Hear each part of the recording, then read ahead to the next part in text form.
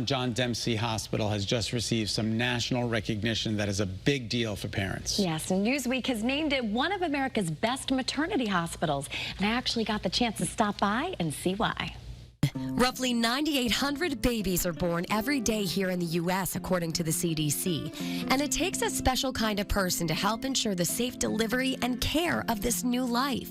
You know, you would think after 3,000 births or so that it might get older. It may not be that special, but I can tell you every single baby that's born, when they come out and they're crying and they're looking at you and you're handing them over to their families, that really is a very special moment. There's nothing like it in the world. But it's not easy, and it takes teamwork. I think we have a wonderful team. It's very collaborative, who really understand that the goal of medicine is for all people to come together, to work together to optimize patient care. We're really listened to and we're heard. So if we see something, we recognize something, we quickly notify the staff, teams that we need help, and we get immediate response, which is great. UConn Health's maternity hospital was just named by Newsweek as one of the best in the country, and it was the only one here in Connecticut to receive 5 out of 5 ribbons.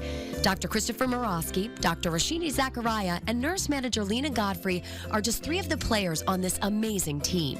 What I appreciate about our labor and delivery is that because we take care of the full spectrum of patients, we like to say you're low risk until you're not. So if something happens and the situation changes, we can turn on a dime. Dr. Zachariah is the attending physician in maternal fetal medicine, also known as a high-risk OB, and takes care of women who may be going through a difficult time in pregnancy. Let's see, either mom is sick or baby is sick, something has happened.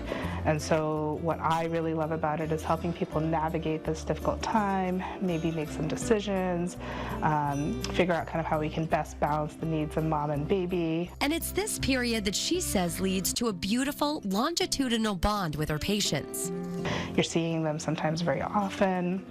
For our inpatients, we're seeing them every day. We get to take care of them, and I think it can be a very vulnerable time in a woman's life, and it can feel very scary.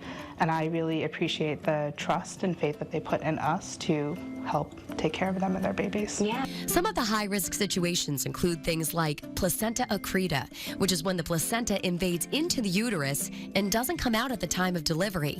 And UConn Health has a placenta accreta team on standby in these situations. Another common high-risk condition that can happen in pregnancies, preeclampsia.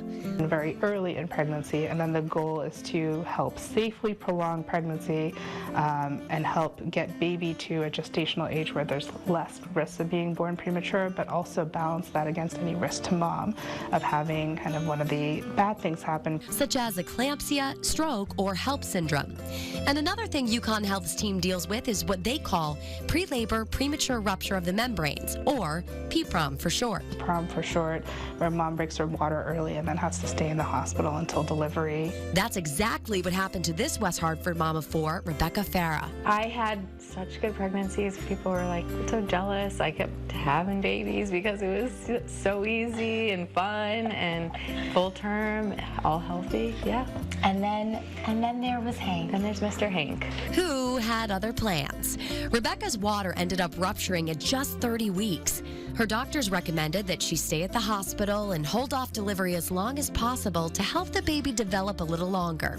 come in the room, tell you, I call my husband, and I'm like, I'm not coming home. So it was a shock, but it worked out. For a month, UConn Health's maternity ward became Rebecca's home away from home until she was able to safely deliver baby Hank at 34 weeks.